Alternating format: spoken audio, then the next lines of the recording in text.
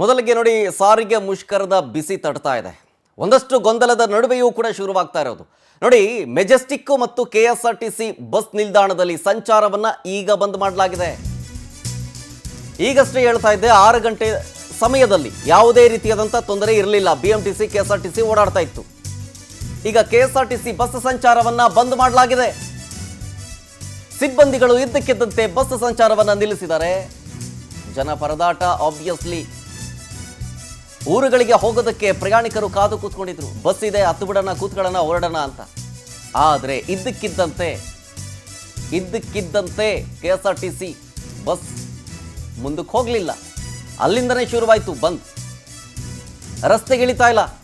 ಜನ ಪರದಾಟವನ್ನು ಅನುಭವಿಸ್ತಾ ಇದ್ದಾರೆ. ಪ್ರಯಾಣಿಕರನ್ನ ವಾಪಸ್ ಕಳಿಸ್ತಿದ್ದಾರೆ. ಇಲ್ಲ, ಬಸ್ಸು ಹೋಗಿ, ಪ್ರೈವೇಟ್ ಬಸ್ಸಲ್ಲಿ ಹೋಗಿ ಅಂತ ಕಳಿಸ್ತಾ ಇದ್ದಾರೆ. ನೋಡಿ, ಮೆಜೆಸ್ಟಿಕ್ನ ದೃಶ್ಯಾವಳಿಗಳು. ಮೊದಲಿಗೆ ಬಸ್ ಅಲ್ಲೇ ಇತ್ತು, ಹೊರಡದ್ದಕ್ಕೂ ರೆಡಿಯಾಗಿತ್ತು. ಜನ ಹೋಗಿ ಬಸ್ಸಲ್ಲೂ ಕೂತ್ಕೊಂಡ್ರು. ಅದಾದ ಮೇಲೆ ಕಂಡಕ್ಟ್ರು ಬಂದು ಇಳಿಸ್ಬಿಟ್ರು. ಇಲ್ಲ ಸರ್, ಬಸ್ ಹೊರಡಲ್ಲ, ಬಸ್ ಮುಷ್ಕರ ಇದೆ, ಪ್ರೈವೇಟ್ ಬಸ್ಸಲ್ಲಿ ಹೋಗಿ ಅಂತ. ಅಂದರೆ ಗೊಂದಲದ ವಾತಾವರಣ. ಪ್ರಯಾಣಿಕರು ಏನು ಅನ್ಕೊಂಡಿದ್ರು, ಸಾಮಾನ್ಯವಾಗಿ ಎಸ್ಮಾ ಜಾರಿಯಾಗಿದೆ, ಸೊ ಹಾಗಾಗಿ ಮುಷ್ಕರವನ್ನು ಕೈ ಬಿಡ್ತಾರೆ ಅಂತ. ನೋಡಿ, ಕಳಿಸ್ತಿದ್ದಾರೆ. ಇಲ್ಲಿ ನಿಂತಿದ್ದಾರಲ್ಲ ಇವರು, ಅಲ್ಲಿನ ಸಿಬ್ಬಂದಿ, ಬಸ್ ಇಲ್ಲ, ಹೋಗಿ ಪ್ರೈವೇಟ್ ಬಸ್ಸಲ್ಲಿ ಹೋಗಿ ಅಂತ ಕಳಿಸ್ತಾ ಇದ್ದಾರೆ. ನೋಡಿ, ಗೊಂದಲದ ನಡುವೆಯೇ ಮುಷ್ಕರವನ್ನ ಶುರು ಮಾಡಲಾಗಿದೆ. ಬೆಳಗ್ಗೆ 6 ಗಂಟೆ ಟೈಮ್ನಲ್ಲೆಲ್ಲ ಬಸ್ ಹೊರಡ್ತಾ ಇತ್ತು. ಆದರೆ ಈಗ ಈ ಕ್ಷಣದಲ್ಲಿ ಮುಷ್ಕರವನ್ನ ಶುರು ಮಾಡಲಾಗಿದೆ.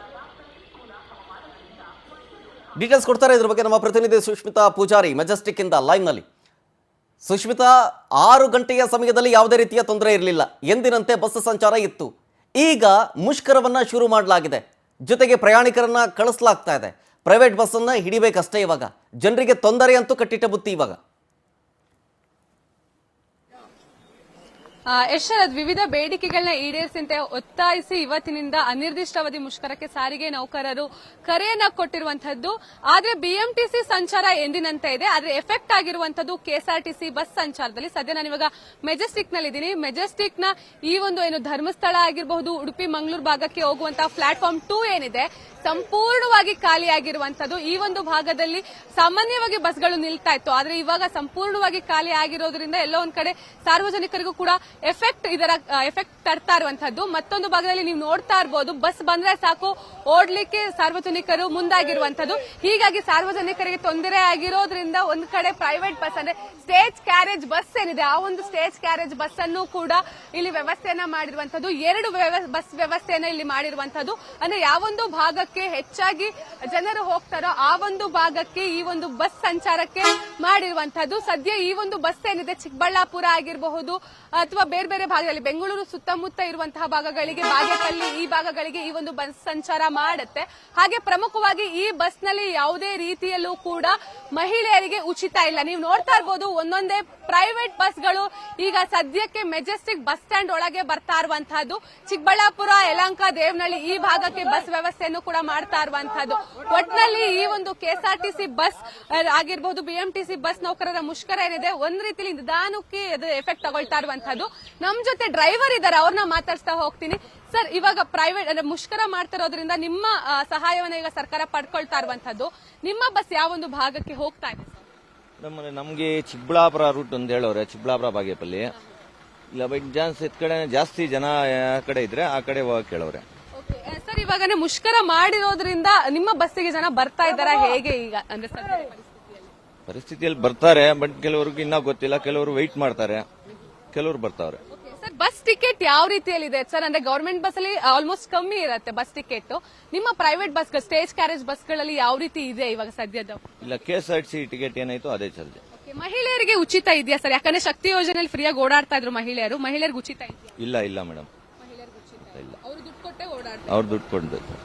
ಇದನ್ನ ಪ್ರಮುಖವಾಗಿ ಮಹಿಳೆಯರು ಗಮನಿಸಬೇಕಾಗತ್ತೆ ಶರತ್. ಯಾಕಂತ ಹೇಳಿದ್ರೆ ಎಷ್ಟೋ ಜನ ಮಹಿಳೆಯರು ಬಸ್ ಇರುತ್ತೆ ಅಂತ ಹೇಳಿ ಕೇವಲ ಆಧಾರ್ ಕಾರ್ಡ್ ಅನ್ನ ಇಟ್ಕೊ ಬಂದಿರ್ತಾರೆ, ದುಡ್ಡನ್ನ ತಂದಿರೋದಿಲ್ಲ. ಅವರೆಲ್ಲರಿಗೂ ಕೂಡ ಇವತ್ತಿನ ಬಸ್ ಮುಷ್ಕರ ಎಫೆಕ್ಟ್ ಜೋರಾಗಿದೆ ಅಂತಾನೆ ಹೇಳ್ಬೋದು. ನಾವು ಈ ಹಿಂದೆ ಕೆಲವೊಂದಿಷ್ಟು ಮಹಿಳೆಯರನ್ನ ಮಾತಾಡಿದಾಗ್ಲೂ ಕೂಡ ಹೇಳ್ತಾ ಇದ್ರು, ನಾವು ಕೇವಲ ಆಧಾರ್ ಕಾರ್ಡ್ ಅನ್ನ ಇಟ್ಕೊ ಬಂದಿದೀವಿ, ಆದ್ರೆ ಇಲ್ಲಿ ಪ್ರೈವೇಟ್ ಬಸ್ಗಳಲ್ಲಿ ಕೆಲವೊಂದಿಷ್ಟು ಬಸ್ಗಳಲ್ಲಿ 200-300 ರೂಪಾಯಿ ಕೇಳ್ತಾ ಇದ್ದಾರೆ, ನಾವು ಯಾವ ರೀತಿಯಲ್ಲಿ ಕೊಟ್ಟು ಹೋಗೋದು ಅಂತ ಹೇಳಿ. ಹಾಗೆ ಮತ್ತೊಂದು ಭಾಗದಲ್ಲೂ ಕೂಡ ನೀವು ನೋಡಬಹುದು, ಕೆಲವೊಂದಿಷ್ಟು ಕೆಎಸ್ಆರ್ಟಿಸಿ ಬಸ್ಗಳು ಬರ್ತಾ ಇದೆ. ಆ ಒಂದು ಬಸ್ ಬಂದ ತಕ್ಷಣ ಆ ಒಂದು ಬಸ್ಗೆ ಹತ್ಲಿಕ್ಕೆ ಸಾರ್ವಜನಿಕರು ಮುಗಿ ಬೀಳ್ತಾ ಇರುವಂತದ್ದು. ಯಾಕಂತ ಹೇಳಿದ್ರೆ ಸದ್ಯಕ್ಕೆ 1-2 ಬಸ್ ಓಡಾಡ್ತಾ ಇದೆ. ಇದನ್ನು ನಾವು ಬಿಟ್ವಿ ಅಂತ ಹೇಳಿದ್ರೆ ಇನ್ಯಾವ ಬಸ್ ನಮ್ಗೆ ಸಿಗೋದಿಲ್ಲ ಅನ್ನೋ ರೀತಿಯಲ್ಲಿ ಬಸ್ ಸಾರ್ವಜನಿಕರು ಹೋಗಿ ಇಲ್ಲಿ ಆ ಒಂದು ಏನೋ ಹತ್ಕೊಳ್ತಾ ಇರುವಂತದ್ದು. ನಮ್ ಜೊತೆ ಮತ್ತೊಬ್ರು ಸಾರ್ವಜನಿಕರಿದ್ದಾರೆ, ಅವ್ರನ್ನೂ ಕೂಡ ಮಾತಾಡ್ತೀನಿ. ಮಂಗಳೂರಿಗೆ ಹೋಗ್ಬೇಕು, ಮಂಗಳೂರಿಗೆ ಯಾಕೆ ಸರ್ ಮುಷ್ಕರ ಇತ್ತು, ನಿಮಗೆ ಗೊತ್ತಿರ್ಲಿಲ್ವಾ ಈ ವಿಷಯ? ಇಲ್ಲ ಇಲ್ಲ ಇಲ್ಲ ಸರ್ ಅಂದ್ರೆ ಇವಾಗ ಸಾರಿಗೆ ನೌಕರರು ಇವತ್ತಿಂದ ಬಸ್ ಓಡಿಸಲ್ಲ ಅಂತ ಹೇಳ್ತಿದ್ದಾರೆ. ಎಷ್ಟು ತೊಂದರೆ ಆಗ್ತಾ ಇದೆ ನಿಮಗೆ ಬಸ್ ಇಲ್ದಲೆ? ಬಹಳ ತೊಂದರೆ ಆಗ್ತದೆ. ಈಗ ಬಸ್ ಬಂದಿದ್ದು ಏನ್ ಮಾಡೋದು ಗೊತ್ತಿಲ್ಲ ಈಗ. ಹೌದು, ಯಾಕೆ ಏನ್ ಸಾರಿಗೆ ಮುಷ್ಕರ ಅಂದ್ರೆ ಯಾರದು? ಈಗ ಮಂಗಳೂರಿಗೆ ಮಾತ್ರವಾ? ಇಲ್ಲ ಇಲ್ಲ, ಇಡೀ ಕರ್ನಾಟಕದಲ್ಲಿ ಸೊ ಇದೆ. ನಿಮ್ಗೆ ಈ ವಿಚಾರ ಗೊತ್ತಿರ್ಲಿಲ್ಲ? ಇಲ್ಲ ಇಲ್ಲ. ನೀವು ನೋಡ್ತಾ ಇರ್ಬೋದು, ಎಷ್ಟೋ ಜನಕ್ಕೆ ಈ ವಿಚಾರ ಕೂಡ ಗೊತ್ತಿಲ್ಲ. ಅವರು ಕೂಡ ಬಂದು ಇಲ್ಲಿ ಅಂದ್ರೆ ನಾವು ಹೇಗ್ ಹೋಗೋದು ಅನ್ನೋದು ಅವ್ರಿಗೆ ಒಂದು ದೊಡ್ಡ ಯಕ್ಷ ಪ್ರಶ್ನೆ ಆಗಿರುವಂತದ್ದು. ಒಟ್ನಲ್ಲಿ ನಿಧಾನವಾಗಿ ಬೆಳಿಗ್ಗೆ 6 ಗಂಟೆಗೆ ಯಾವುದೇ ರೀತಿ ಎಫೆಕ್ಟ್ ಇರಲಿಲ್ಲ.